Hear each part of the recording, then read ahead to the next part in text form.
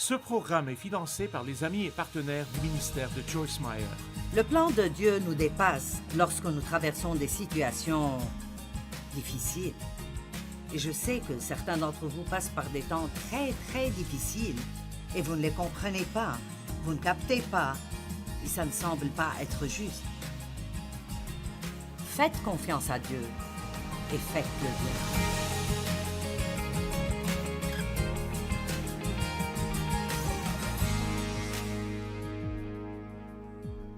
Vous pouvez prendre une décision à l'avance avant d'être blessé sur comment vous allez réagir. Et ça doit faire partie de notre marche avec Dieu, que nous prions toujours.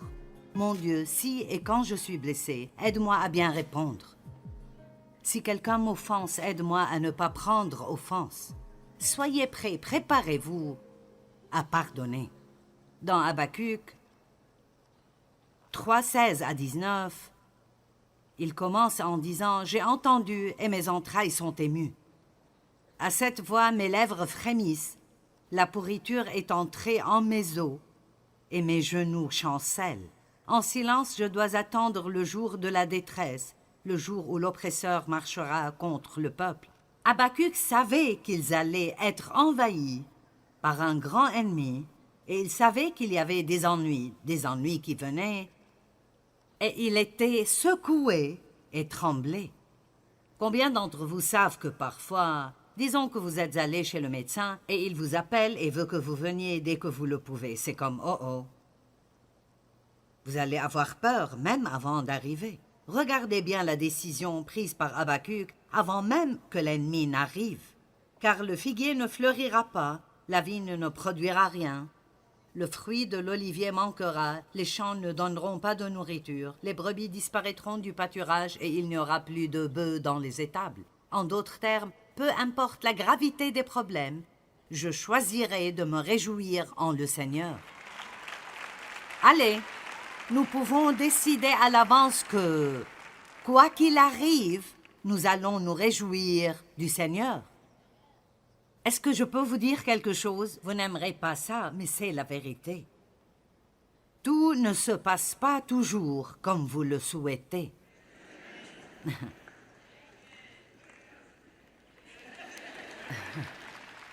Bienvenue dans la réalité. Ce n'est pas un film.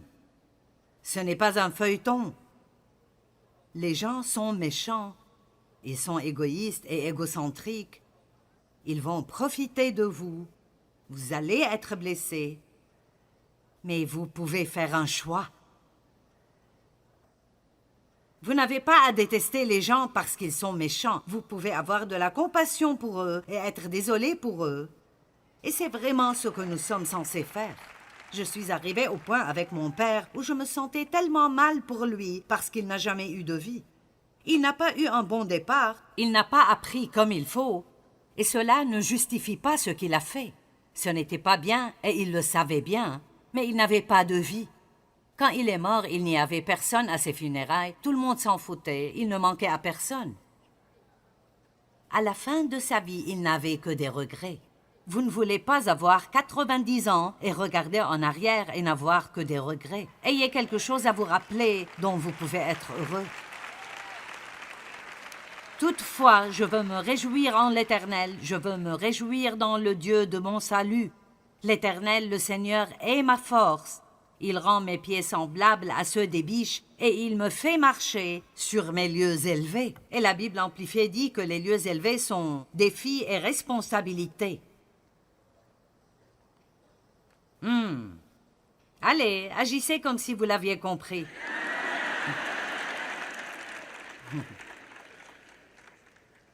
Ne gaspillez pas votre douleur, c'est le titre même de mon message aujourd'hui. Tout le monde est blessé. Tout le monde veut être guéri.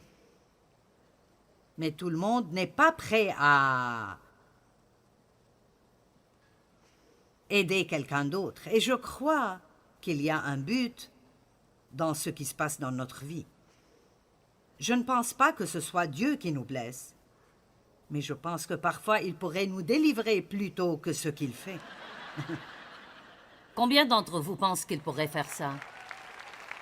Et ça devient parfois très déroutant quand il ne le fait pas. Si tu peux me délivrer maintenant, pourquoi devrais-je attendre un an avant que tu le fasses? Parce que pour être honnête, nous sommes comme des enfants. Et parfois, il faut laisser les enfants avoir mal un petit moment pour payer le prix de ce qu'ils ont fait. Pourquoi? Parce que vous les aimez et vous voulez qu'ils apprennent à ne pas recommencer. Amen? Donc, si je me suis mis dans un pétrin par manque de connaissances, par des mauvais choix ou par la désobéissance, parfois la meilleure chose que Dieu puisse faire pour moi n'est pas de venir me délivrer rapidement, mais me laisser apprendre une bonne leçon, parce que vous gagnez toujours de l'expérience à travers les choses que vous traversez. Et je tiens à vous dire aujourd'hui que Dieu cherche des personnes pour travailler dans son royaume, mais il veut des gens avec de l'expérience. Amen. Vous pouvez avoir 5 diplômes universitaires sans avoir autant de valeur que quelqu'un qui n'est pas diplômé, mais qui a 5 ou 10 ans d'expérience.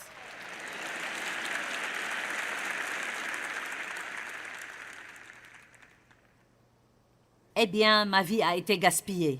Ça n'a pas besoin d'être le cas. Quand Jésus a nourri les 5000 personnes, il ne restait que des miettes et des petits fragments. Dans Jean 6, 12, il a dit « Amassez les morceaux » afin que rien ne se perde. Et je crois que c'est ce que Dieu veut déclarer sur votre vie aujourd'hui. Il veut rassembler tous les fragments, prendre tous les petits morceaux qu'il vous reste, qui ne vous semblent pas être bons, tout ce que vous pensez être gaspillé dans votre vie, rassemblez tout cela et dites « Les voici, mon Dieu, si tu peux faire quelque chose avec ce gâchis, il est à toi. » Il prendra toutes ces pièces fragmentées de votre vie et en fera quelque chose de beau, et il vous rendra, par sa grâce, capable d'utiliser ce qui vous a causé du mal pour le bien de quelqu'un d'autre. Réfléchissez pendant 1 minute. Si vous aimez mon enseignement, vous savez pourquoi vous l'aimez? C'est parce que je n'ai pas juste lu un livre à ce sujet.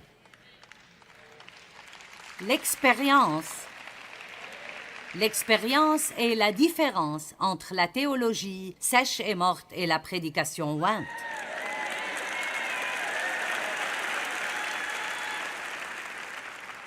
Voulez-vous que je le répète?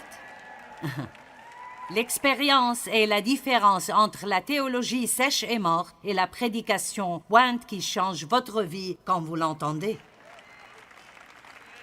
C'est pourquoi 2 personnes pourraient vous prêcher le même message, et si l'un d'eux vous fait un sermon qu'il a tiré d'un livre, il pourrait vous faire dormir. Et vous pouvez entendre le même message, les mêmes paroles de quelqu'un qui l'a vécu et traversé, et c'est puissant, et ça vous transperce le cœur et change votre vie. Et je vous dis la vérité, je n'essaye pas d'enseigner des choses sur lesquelles je ne sais rien.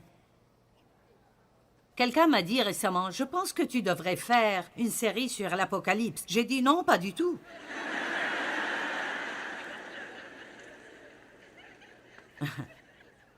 Je ne devrais pas. Pourquoi? Parce que je ne la comprends pas.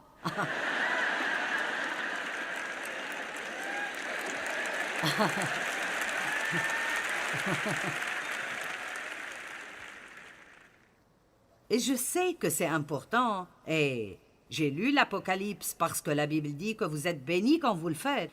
Mais il existe 1000 théories différentes sur la fin des temps. Et je vais vous dire ce qu'est ma théorie. Être prêt à partir à tout moment.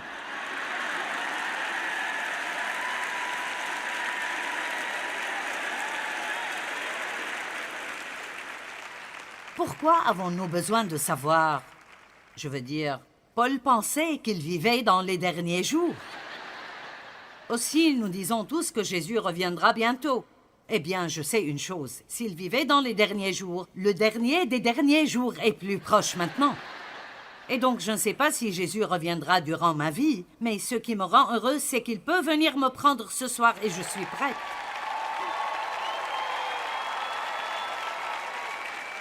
Et c'est comme ça que vous voulez vivre.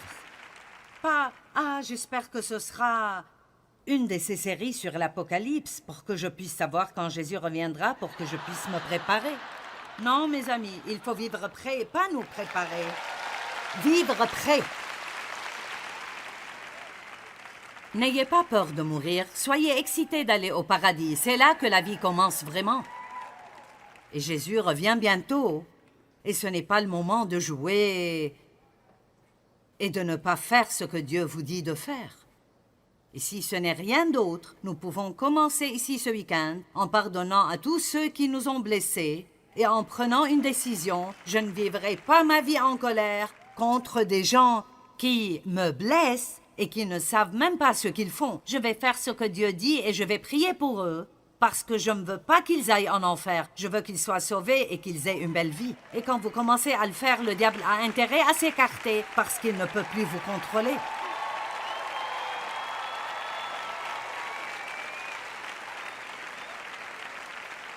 Nous avons le feu du Saint-Esprit qui travaille ici aujourd'hui. Maintenant, je suis au milieu de 20 messages et je ne sais pas ce que je fais. Laissez votre désordre devenir votre ministère.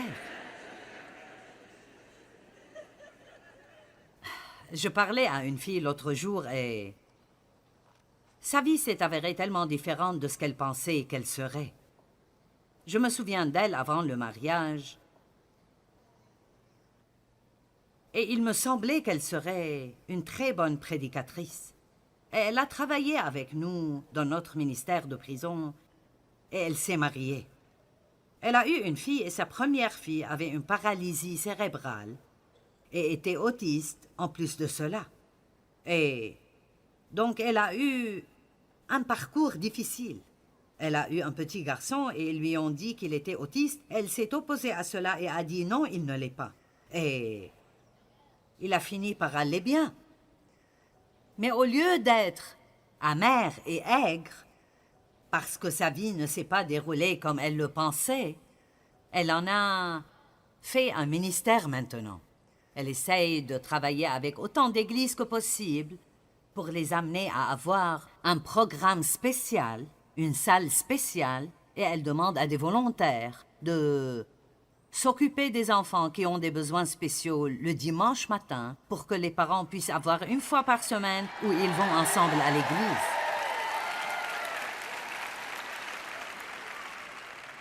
Parce que vous voyez, quand vous... Je ne sais pas comment c'est parce que je n'ai jamais traité avec ça. Mais elle prend... Quand vous prenez quelque chose de mauvais et vous le renversez et essayez de faire quelque chose de bien avec, ça atténue beaucoup votre douleur. Cela ne signifie pas que ce n'est pas difficile quand ça arrive, mais je me sers de ce qui m'est arrivé pour essayer d'aider d'autres personnes, car j'ai vu ce que Dieu peut faire dans votre vie si nous faisons les choses à sa manière. Le monde voit les choses différemment et ne comprend pas que vous pouvez vivre une tragédie et en sortir triomphalement et en fait meilleur que vous ne l'étiez avant de la traverser. C'est ce Dieu que nous servons. Allez, c'est ce Dieu que nous servons. Il peut prendre une tragédie et en faire une bénédiction. Vous voyez, il y a beaucoup de choses que je ne sais pas, mais je vous dis une chose que je sais et je la crois. Je ne fais pas que prêcher. Je crois que si nous voulons la volonté de Dieu et nous l'aimons, il prendra tout ce qui nous arrive et le fera marcher pour notre bien. Je crois cela. Certaines personnes qui travaillent pour moi, nous avons un petit dicton. Ça va bien finir. Ça va bien finir.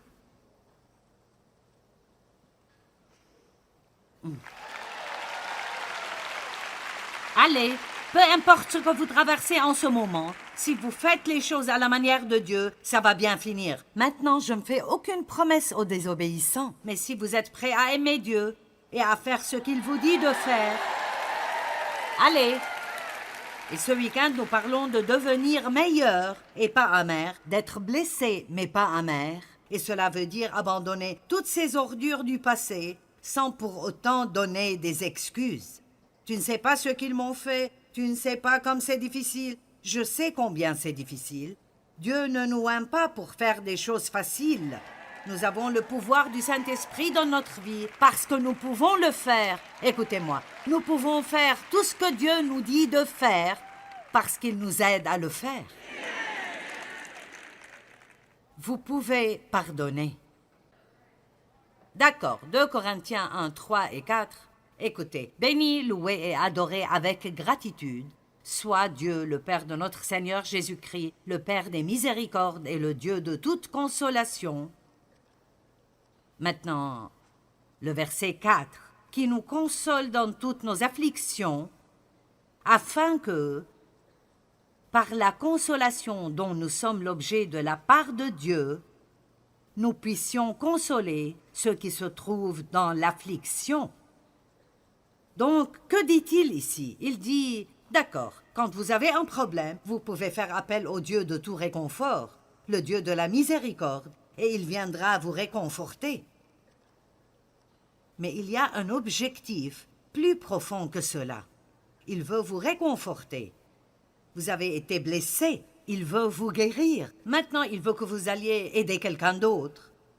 Parce que vous avez vu et expérimenté ce que Dieu a fait pour vous, maintenant vous êtes autorisé et vous avez l'expérience pour aller dire à quelqu'un d'autre, Dieu peut te réconforter dans cette situation. Il peut t'aider dans ça et ils vont vous croire, non pas parce que vous êtes convaincant, mais parce qu'il y a une onction sur votre vie à cause de ce que vous avez vécu. Quand vous traversez des choses, vous en sortez avec une onction. Allez, la dame qui a oint les pieds de Jésus, elle a dû casser la jarre. Il faut faire quelque chose pour que l'huile de l'onction puisse sortir. Si vous étudiez comment ils ont obtenu cette huile, elle vient de graines qu'il fallait écraser pour obtenir l'huile. Et parfois, notre chair doit être écrasée pour que Dieu puisse arriver aux bonnes choses qui sont à l'intérieur de nous et qui vont vraiment aider les gens. Amen. Combien de fois avons-nous dit à Dieu, « Ceci me tue » Et un jour, j'ai enfin compris que c'est en fait vrai. C'est vraiment en train de me tuer pour que le Christ puisse vivre à travers moi. Vous m'entendez? Je ne peux pas supporter ça, si vous le pouvez. Sinon, vous ne le traverseriez pas. D'accord, Dieu vous réconforte. Et qu'attend-il de vous? Il s'attend à ce que vous réconfortiez quelqu'un d'autre. Dieu ne nous guérit pas juste pour que nous puissions nous sentir bien.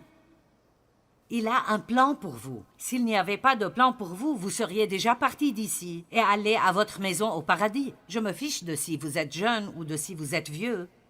Dieu a un plan pour vous. Si vous êtes ici, Dieu a un plan pour vous. Et donc, au lieu de simplement attendre le prédicateur tout le temps, vous devez découvrir ce que Dieu veut que vous fassiez et vous mettre au travail. Et ce ne sera probablement pas un ministère de plateforme, et c'est une bonne chose. Mais écoutez-moi, chacun d'entre vous peut aider quelqu'un. Chacun d'entre vous peut aider quelqu'un. Chacun peut mettre un sourire sur le visage de quelqu'un.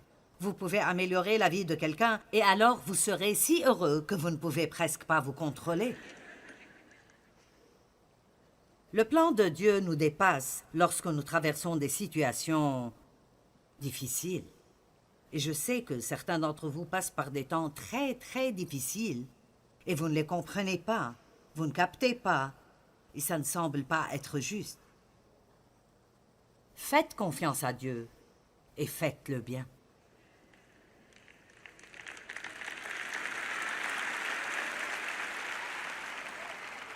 Vous savez, je ne sais pas si vous avez déjà remarqué cela ou non, mais j'ai remarqué dans ma vie que j'ai parfois un problème très grave auquel je n'y peux rien.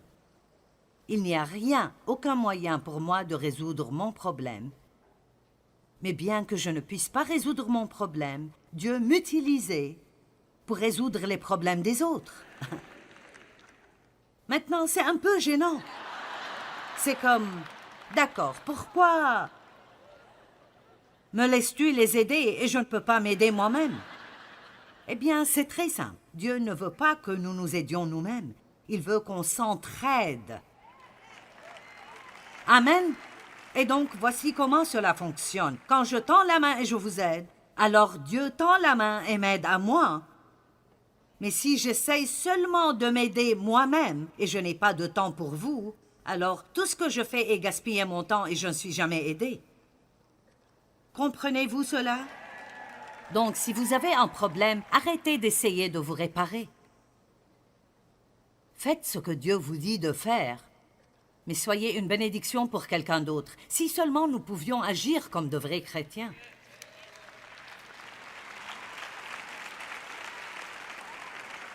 Je veux dire, nous devons juste y arriver. Je vous donne un commandement nouveau. Aimez-vous les uns les autres, comme je vous ai aimés. C'est comme ça que le monde verra que vous êtes mes disciples. Comment pouvons-nous convaincre le monde? Tous ceux qui sont chrétiens, sortez et aimez-vous. Aimez vos ennemis, aimez vos frères et sœurs croyants, pardonnez aux gens qui vous traitent comme une ordure, bénissez-les et aidez-les quand ils ont besoin d'aide. Joseph a été blessé, il a reçu la guérison, et qu'a-t-il fait? Il a aidé les autres. Genèse 50, 18 à 21, ses frères vinrent eux-mêmes se prosterner devant lui dans la confession, et ils dirent « Nous sommes tes serviteurs ». Ce sont ses frères qui l'ont vendu. Joseph leur dit « Apprenez ça, soyez sans crainte, car suis-je à la place de Dieu? La vengeance est la sienne, pas la mienne. » En d'autres termes, oui, je suis dans un endroit où je peux prendre ma revanche, mais je ne le ferai pas. J'ai une chose à faire, et c'est de vous bénir. Dieu s'occupera de tout le reste. Salut! Je n'ai qu'une chose à faire, c'est de vous bénir, et Dieu s'occupera de tout le reste. Vous aviez médité de me faire du mal. Dieu l'a changé en bien.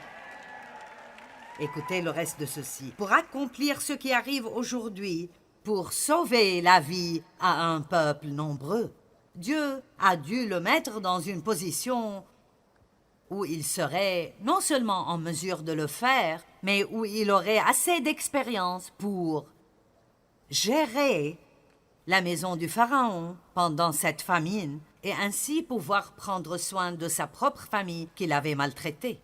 Allez, Dieu est tellement plus intelligent que nous. Ruth a été blessée quand son mari est décédé, et son beau-frère aussi. Et sa belle-mère, Naomi, était une Juive, et Ruth était une Moabite. Elle adorait Shemosh, et donc, quand Naomi a décidé, maintenant que son mari était décédé, tout comme les maris de ses brus qui étaient ses fils, elle a décidé de retourner chez son peuple à Juda et elle a encouragé Ruth, une Moabite, à rentrer chez elle parce qu'elle a dit « Je suis pauvre, je n'ai rien à t'offrir, je ne peux pas prendre soin de toi. » Mais Ruth a choisi le chemin le plus dur. C'est difficile de trouver quelqu'un qui choisira le chemin le plus difficile. Moïse l'a fait. Il a déclaré qu'il préférait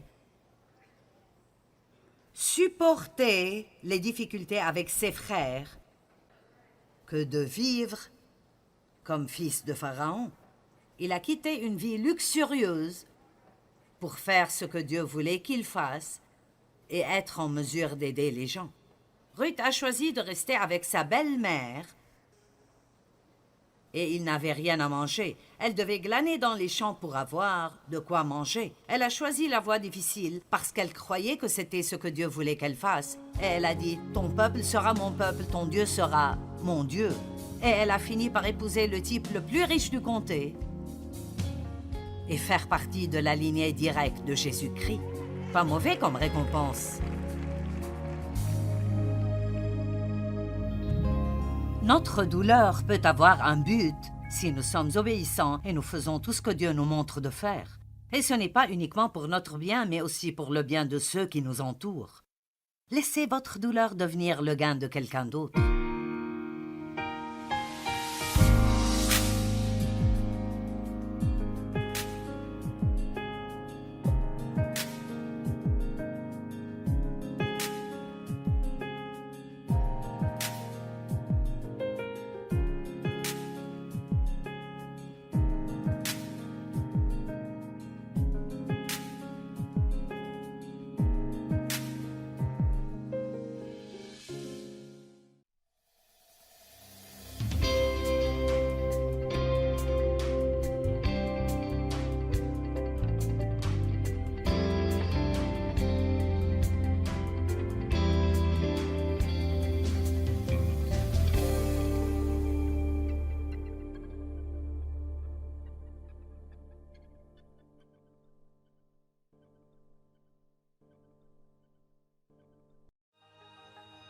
Ce programme est financé par les amis et partenaires du ministère de Joyce Meyer. Le plan de Dieu nous dépasse lorsque nous traversons des situations difficiles. Et je sais que certains d'entre vous passent par des temps très, très difficiles et vous ne les comprenez pas, vous ne captez pas et ça ne semble pas être juste. Faites confiance à Dieu et faites-le bien.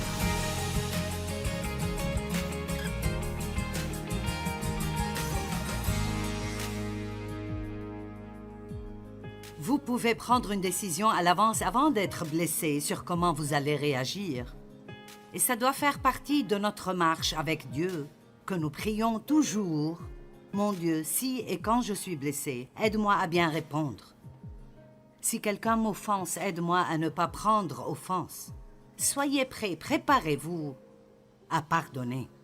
Dans Habacuc 3, 16 à 19, il commence en disant « J'ai entendu et mes entrailles sont émues.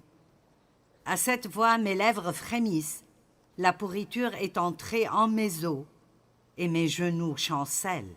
En silence, je dois attendre le jour de la détresse, le jour où l'oppresseur marchera contre le peuple. » Habacuc savait qu'ils allaient être envahis par un grand ennemi et il savait qu'il y avait des ennuis qui venaient. Et il était secoué et tremblé. Combien d'entre vous savent que parfois, disons que vous êtes allé chez le médecin et il vous appelle et veut que vous veniez dès que vous le pouvez. C'est comme « oh oh ». Vous allez avoir peur même avant d'arriver. Regardez bien la décision prise par Habacuc avant même que l'ennemi n'arrive. Car le figuier ne fleurira pas, la vigne ne produira rien. Le fruit de l'olivier manquera, les champs ne donneront pas de nourriture, les brebis disparaîtront du pâturage et il n'y aura plus de bœufs dans les étables. En d'autres termes, peu importe la gravité des problèmes, je choisirai de me réjouir en le Seigneur. Allez, nous pouvons décider à l'avance que, quoi qu'il arrive, nous allons nous réjouir du Seigneur. Est-ce que je peux vous dire quelque chose? Vous n'aimerez pas ça, mais c'est la vérité. Tout ne se passe pas toujours comme vous le souhaitez.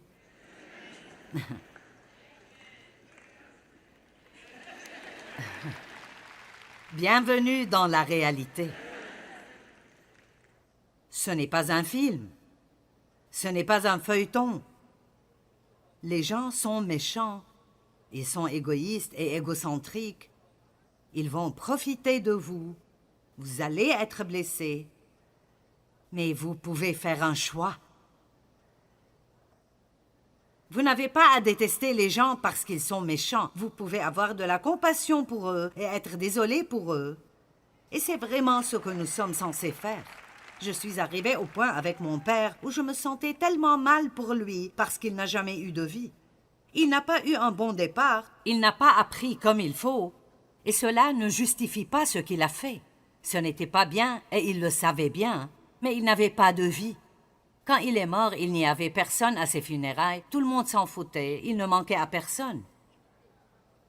À la fin de sa vie, il n'avait que des regrets. Vous ne voulez pas avoir 90 ans et regarder en arrière et n'avoir que des regrets. Ayez quelque chose à vous rappeler dont vous pouvez être heureux. Toutefois, je veux me réjouir en l'Éternel, je veux me réjouir dans le Dieu de mon salut. L'Éternel, le Seigneur, est ma force. Il rend mes pieds semblables à ceux des biches et il me fait marcher sur mes lieux élevés. Et la Bible amplifiée dit que les lieux élevés sont défis et responsabilités. Allez, agissez comme si vous l'aviez compris.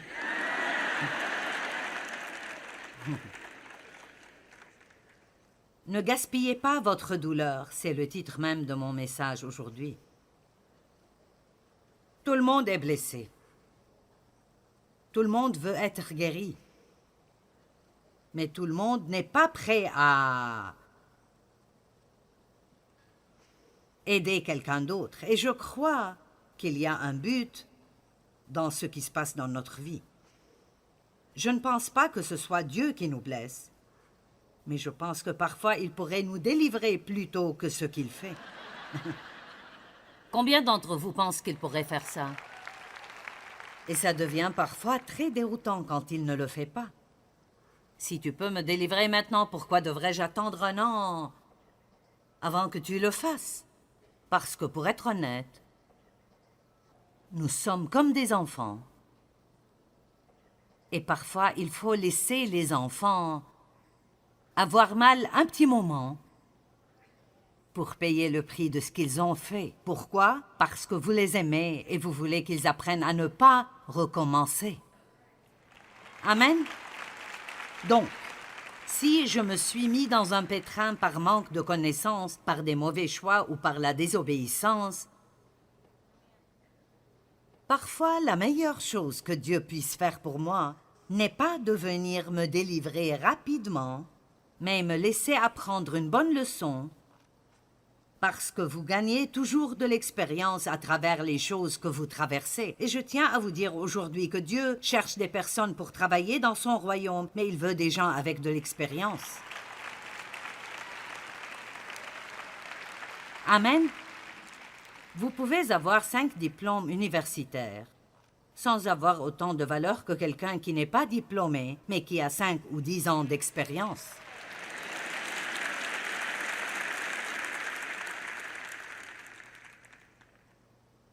Eh bien, ma vie a été gaspillée. Ça n'a pas besoin d'être le cas. Quand Jésus a nourri les 5000 personnes, il ne restait que des miettes et des petits fragments. Dans Jean 6,12, il a dit « Amassez les morceaux » afin que rien ne se perde. Et je crois que c'est ce que Dieu veut déclarer sur votre vie aujourd'hui. Il veut rassembler tous les fragments, prendre tous les petits morceaux qu'il vous reste, qui ne vous semblent pas être bons, tout ce que vous pensez être gaspillé dans votre vie, rassemblez tout cela et dites « Les voici, mon Dieu, si tu peux faire quelque chose avec ce gâchis, il est à toi. » Il prendra toutes ces pièces fragmentées de votre vie et en fera quelque chose de beau, et il vous rendra, par sa grâce, capable d'utiliser ce qui vous a causé du mal pour le bien de quelqu'un d'autre. Réfléchissez pendant 1 minute. Si vous aimez mon enseignement, vous savez pourquoi vous l'aimez? C'est parce que je n'ai pas juste lu un livre à ce sujet. L'expérience est la différence entre la théologie sèche et morte et la prédication ointe.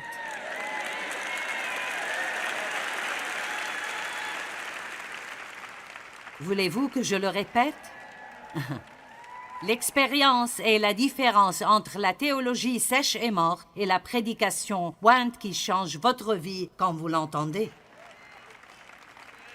C'est pourquoi 2 personnes pourraient vous prêcher le même message, et si l'un d'eux vous fait un sermon qu'il a tiré d'un livre, il pourrait vous faire dormir.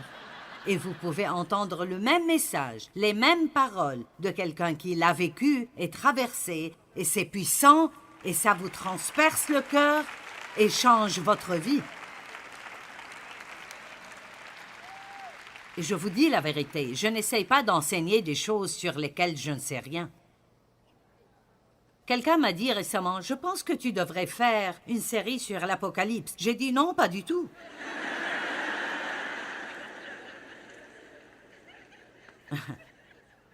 Je ne devrais pas. Pourquoi? Parce que je ne la comprends pas.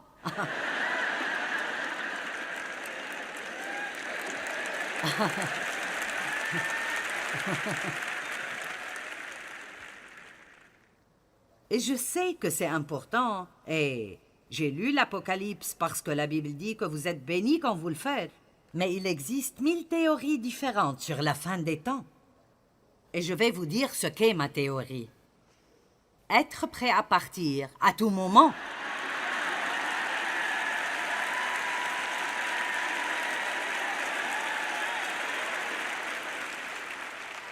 Pourquoi avons-nous besoin de savoir? Je veux dire, Paul pensait qu'il vivait dans les derniers jours.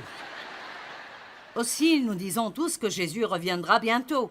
Eh bien, je sais une chose, s'il vivait dans les derniers jours, le dernier des derniers jours est plus proche maintenant. Et donc, je ne sais pas si Jésus reviendra durant ma vie, mais ce qui me rend heureuse, c'est qu'il peut venir me prendre ce soir et je suis prête.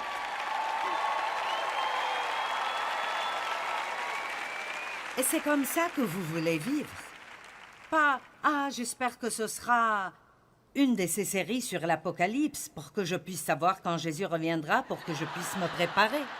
Non, mes amis, il faut vivre prêt, pas nous préparer. Vivre prêt. N'ayez pas peur de mourir, soyez excités d'aller au paradis. C'est là que la vie commence vraiment. Et Jésus revient bientôt. Et ce n'est pas le moment de jouer et de ne pas faire ce que Dieu vous dit de faire.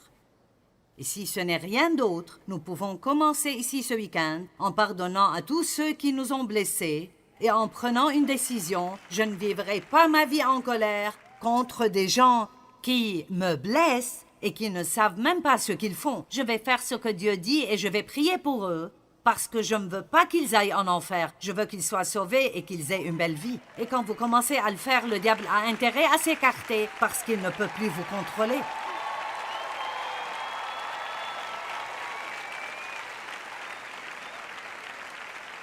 Nous avons le feu du Saint-Esprit qui travaille ici aujourd'hui. Maintenant, je suis au milieu de 20 messages et je ne sais pas ce que je fais. Laissez votre désordre devenir votre ministère.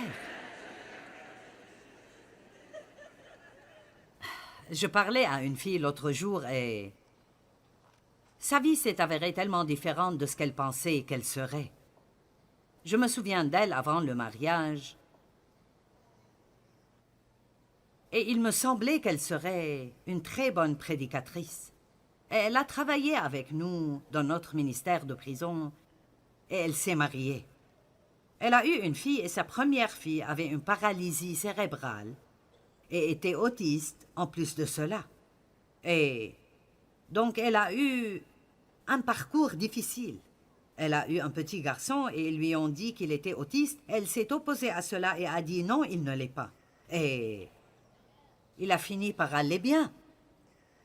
Mais au lieu d'être amère et aigre, parce que sa vie ne s'est pas déroulée comme elle le pensait, elle en a fait un ministère maintenant.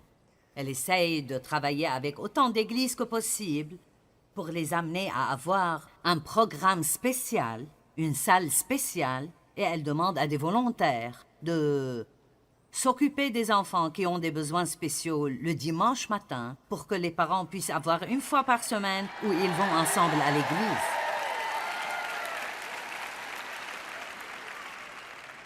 Parce que vous voyez, quand vous... Je ne sais pas comment c'est parce que je n'ai jamais traité avec ça. Mais elle prend... Quand vous prenez quelque chose de mauvais et vous le renversez et essayez de faire quelque chose de bien avec, ça atténue beaucoup votre douleur. Cela ne signifie pas que ce n'est pas difficile quand ça arrive, mais je me sers de ce qui m'est arrivé pour essayer d'aider d'autres personnes, car j'ai vu ce que Dieu peut faire dans votre vie si nous faisons les choses à sa manière. Le monde voit les choses différemment et ne comprend pas que vous pouvez vivre une tragédie et en sortir triomphalement et en fait meilleur que vous ne l'étiez avant de la traverser. C'est ce Dieu que nous servons. Allez, c'est ce Dieu que nous servons. Il peut prendre une tragédie et en faire une bénédiction. Vous voyez, il y a beaucoup de choses que je ne sais pas, mais je vous dis une chose que je sais et je la crois. Je ne fais pas que prêcher. Je crois que si nous voulons la volonté de Dieu et nous l'aimons, il prendra tout ce qui nous arrive et le fera marcher pour notre bien. Je crois cela. Certaines personnes qui travaillent pour moi, nous avons un petit dicton. Ça va bien finir. Ça va bien finir.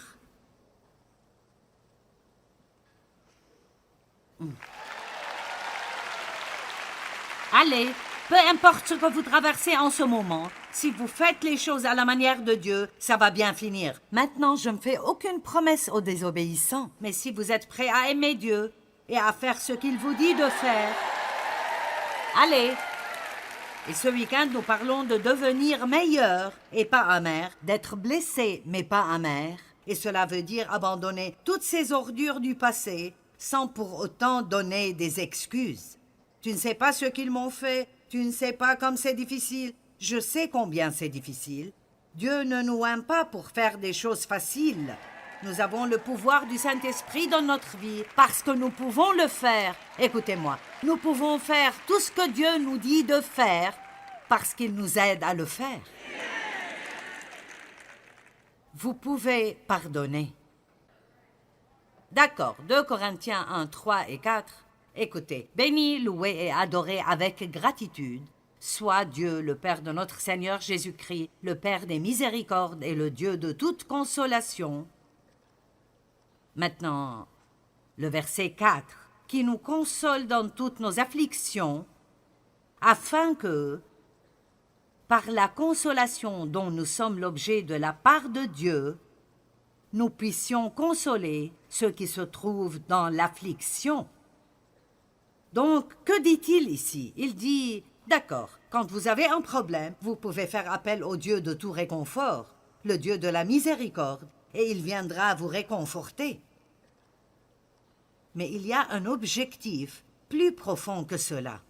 Il veut vous réconforter. Vous avez été blessé, il veut vous guérir. Maintenant, il veut que vous alliez aider quelqu'un d'autre. Parce que vous avez vu et expérimenté ce que Dieu a fait pour vous, maintenant vous êtes autorisé et vous avez l'expérience pour aller dire à quelqu'un d'autre, Dieu peut te réconforter dans cette situation. Il peut t'aider dans ça et ils vont vous croire, non pas parce que vous êtes convaincant, mais parce qu'il y a une onction sur votre vie à cause de ce que vous avez vécu. Quand vous traversez des choses, vous en sortez avec une onction. Allez, la dame qui a oint les pieds de Jésus, elle a dû casser la jarre. Il faut faire quelque chose pour que l'huile de l'onction puisse sortir. Si vous étudiez comment ils ont obtenu cette huile, elle vient de graines qu'il fallait écraser pour obtenir l'huile. Et parfois, notre chair doit être écrasée pour que Dieu puisse arriver aux bonnes choses qui sont à l'intérieur de nous et qui vont vraiment aider les gens. Amen. Combien de fois avons-nous dit à Dieu, « Ceci me tue » Et un jour, j'ai enfin compris que c'est en fait vrai. C'est vraiment en train de me tuer pour que le Christ puisse vivre à travers moi. Vous m'entendez? Je ne peux pas supporter ça. Si, vous le pouvez. Sinon, vous ne le traverseriez pas. D'accord, Dieu vous réconforte. Et qu'attend-il de vous? Il s'attend à ce que vous réconfortiez quelqu'un d'autre. Dieu ne nous guérit pas juste pour que nous puissions nous sentir bien. Il a un plan pour vous. S'il n'y avait pas de plan pour vous, vous seriez déjà parti d'ici et allé à votre maison au paradis. Je me fiche de si vous êtes jeune ou de si vous êtes vieux. Dieu a un plan pour vous. Si vous êtes ici, Dieu a un plan pour vous. Et donc, au lieu de simplement attendre le prédicateur tout le temps, vous devez découvrir ce que Dieu veut que vous fassiez et vous mettre au travail. Et ce ne sera probablement pas un ministère de plateforme, et c'est une bonne chose.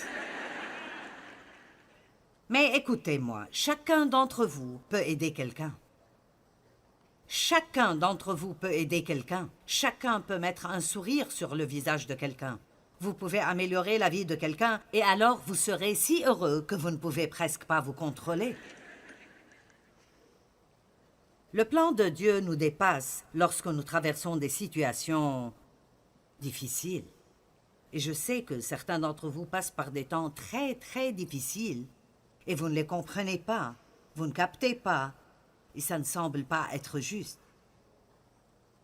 Faites confiance à Dieu, et faites le bien.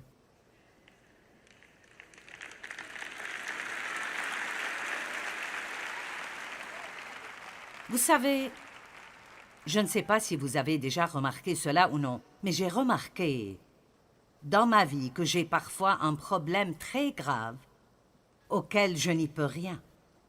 Il n'y a rien, aucun moyen pour moi de résoudre mon problème.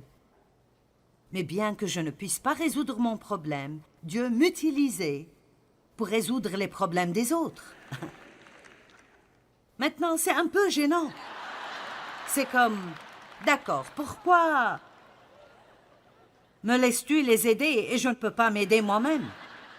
Eh bien, c'est très simple. Dieu ne veut pas que nous nous aidions nous-mêmes. Il veut qu'on s'entraide. Amen. Et donc, voici comment cela fonctionne. Quand je tends la main et je vous aide, alors Dieu tend la main et m'aide à moi. Mais si j'essaye seulement de m'aider moi-même et je n'ai pas de temps pour vous, alors tout ce que je fais est gaspiller mon temps et je ne suis jamais aidé. Comprenez-vous cela? Donc, si vous avez un problème, arrêtez d'essayer de vous réparer. Faites ce que Dieu vous dit de faire, mais soyez une bénédiction pour quelqu'un d'autre. Si seulement nous pouvions agir comme de vrais chrétiens.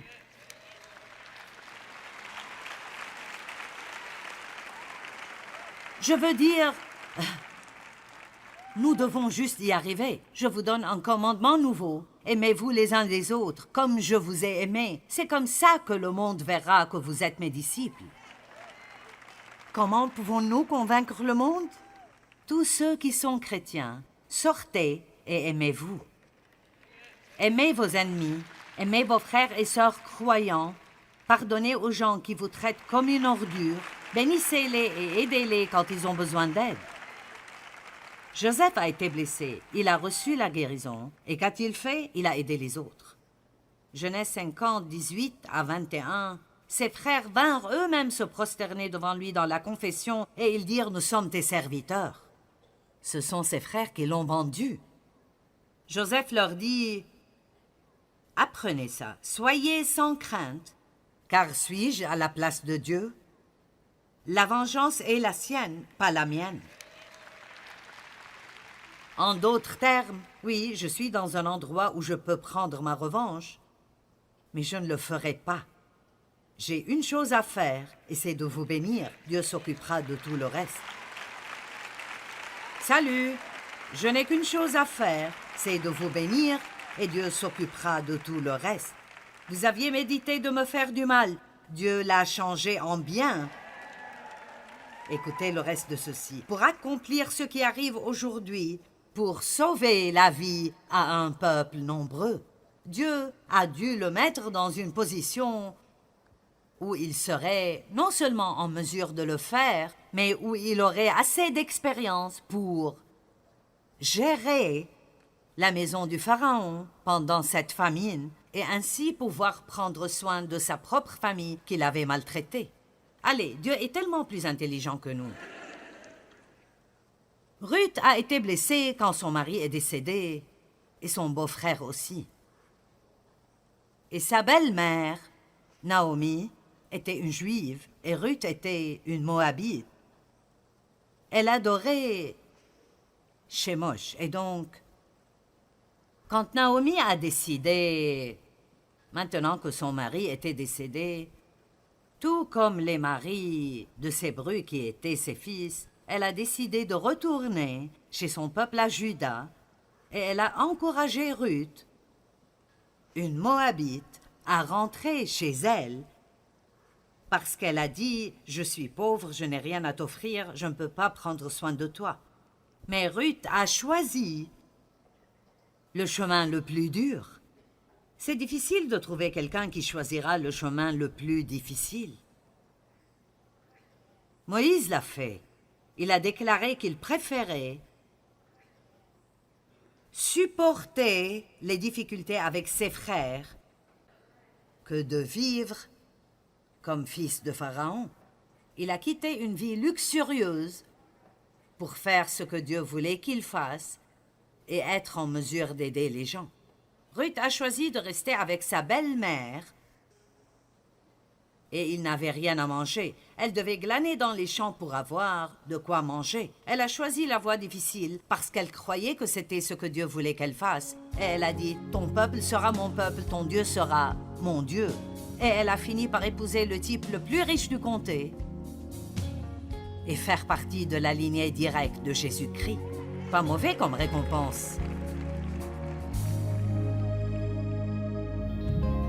Notre douleur peut avoir un but si nous sommes obéissants et nous faisons tout ce que Dieu nous montre de faire. Et ce n'est pas uniquement pour notre bien, mais aussi pour le bien de ceux qui nous entourent. Laissez votre douleur devenir le gain de quelqu'un d'autre.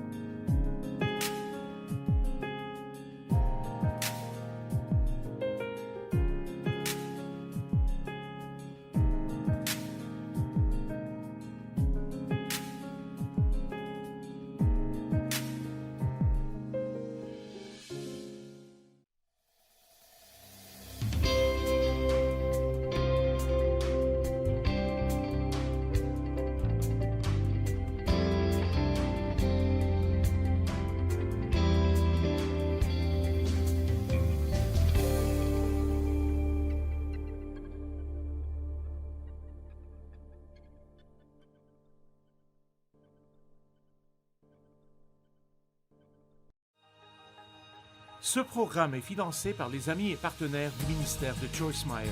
Le plan de Dieu nous dépasse lorsque nous traversons des situations difficiles. Et je sais que certains d'entre vous passent par des temps très, très difficiles et vous ne les comprenez pas, vous ne captez pas et ça ne semble pas être juste. Faites confiance à Dieu et faites-le bien.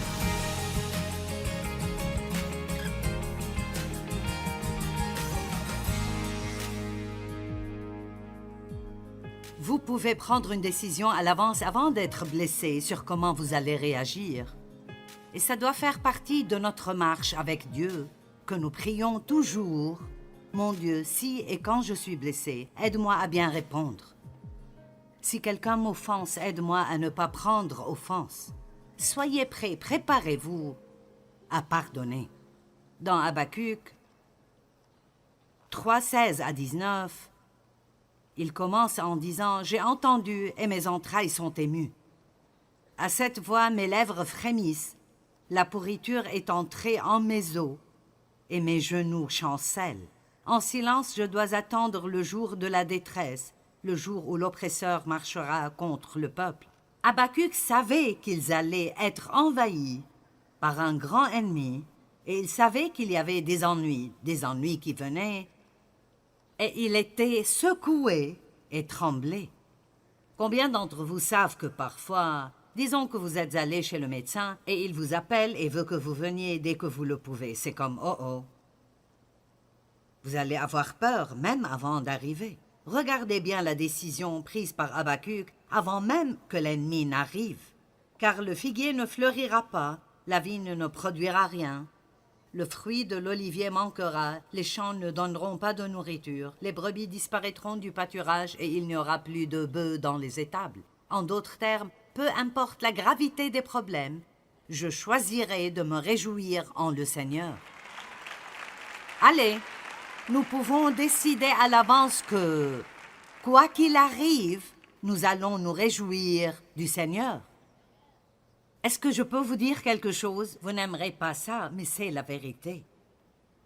Tout ne se passe pas toujours comme vous le souhaitez.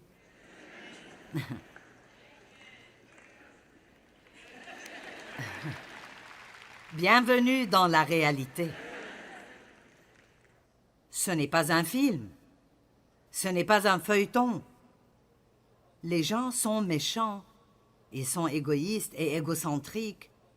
Ils vont profiter de vous. Vous allez être blessé. Mais vous pouvez faire un choix.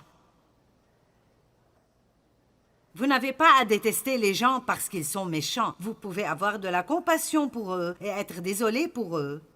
Et c'est vraiment ce que nous sommes censés faire. Je suis arrivée au point avec mon père où je me sentais tellement mal pour lui parce qu'il n'a jamais eu de vie. Il n'a pas eu un bon départ. Il n'a pas appris comme il faut. Et cela ne justifie pas ce qu'il a fait. Ce n'était pas bien et il le savait bien, mais il n'avait pas de vie. Quand il est mort, il n'y avait personne à ses funérailles, tout le monde s'en foutait, il ne manquait à personne. À la fin de sa vie, il n'avait que des regrets. Vous ne voulez pas avoir 90 ans et regarder en arrière et n'avoir que des regrets. Ayez quelque chose à vous rappeler dont vous pouvez être heureux. Toutefois, je veux me réjouir en l'Éternel, je veux me réjouir dans le Dieu de mon salut. L'Éternel, le Seigneur, est ma force. Il rend mes pieds semblables à ceux des biches et il me fait marcher sur mes lieux élevés. Et la Bible amplifiée dit que les lieux élevés sont défis et responsabilités. Allez, agissez comme si vous l'aviez compris.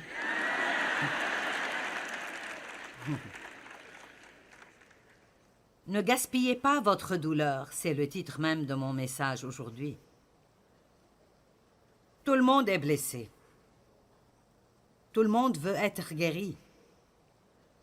Mais tout le monde n'est pas prêt à aider quelqu'un d'autre. Et je crois qu'il y a un but dans ce qui se passe dans notre vie. Je ne pense pas que ce soit Dieu qui nous blesse. Mais je pense que parfois, il pourrait nous délivrer plutôt que ce qu'il fait. Combien d'entre vous pensent qu'il pourrait faire ça? Et ça devient parfois très déroutant quand il ne le fait pas. Si tu peux me délivrer maintenant, pourquoi devrais-je attendre un an avant que tu le fasses? Parce que pour être honnête, nous sommes comme des enfants. Et parfois, il faut laisser les enfants avoir mal un petit moment pour payer le prix de ce qu'ils ont fait. Pourquoi? Parce que vous les aimez et vous voulez qu'ils apprennent à ne pas recommencer. Amen? Donc, si je me suis mis dans un pétrin par manque de connaissances, par des mauvais choix ou par la désobéissance, parfois la meilleure chose que Dieu puisse faire pour moi n'est pas de venir me délivrer rapidement, mais me laisser apprendre une bonne leçon, parce que vous gagnez toujours de l'expérience à travers les choses que vous traversez. Et je tiens à vous dire aujourd'hui que Dieu cherche des personnes pour travailler dans son royaume, mais il veut des gens avec de l'expérience. Amen. Vous pouvez avoir 5 diplômes universitaires, sans avoir autant de valeur que quelqu'un qui n'est pas diplômé, mais qui a 5 ou 10 ans d'expérience.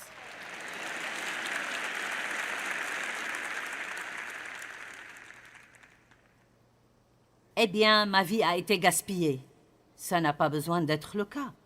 Quand Jésus a nourri les 5000 personnes, il ne restait que des miettes et des petits fragments. Dans Jean 6,12, il a dit « Amassez les morceaux » afin que rien ne se perde. Et je crois que c'est ce que Dieu veut déclarer sur votre vie aujourd'hui. Il veut rassembler tous les fragments, prendre tous les petits morceaux qu'il vous reste, qui ne vous semblent pas être bons, tout ce que vous pensez être gaspillé dans votre vie, rassemblez tout cela et dites « Les voici, mon Dieu, si tu peux faire quelque chose avec ce gâchis, il est à toi. » Il prendra toutes ces pièces fragmentées de votre vie et en fera quelque chose de beau, et il vous rendra, par sa grâce, capable d'utiliser ce qui vous a causé du mal pour le bien de quelqu'un d'autre.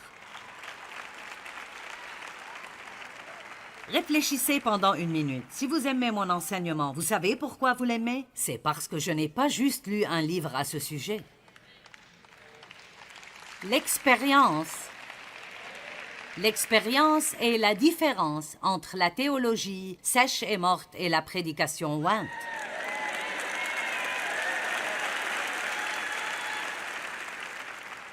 Voulez-vous que je le répète? L'expérience est la différence entre la théologie sèche et morte et la prédication ointe qui change votre vie quand vous l'entendez. C'est pourquoi 2 personnes pourraient vous prêcher le même message, et si l'un d'eux vous fait un sermon qu'il a tiré d'un livre, il pourrait vous faire dormir. Et vous pouvez entendre le même message, les mêmes paroles de quelqu'un qui l'a vécu et traversé, et c'est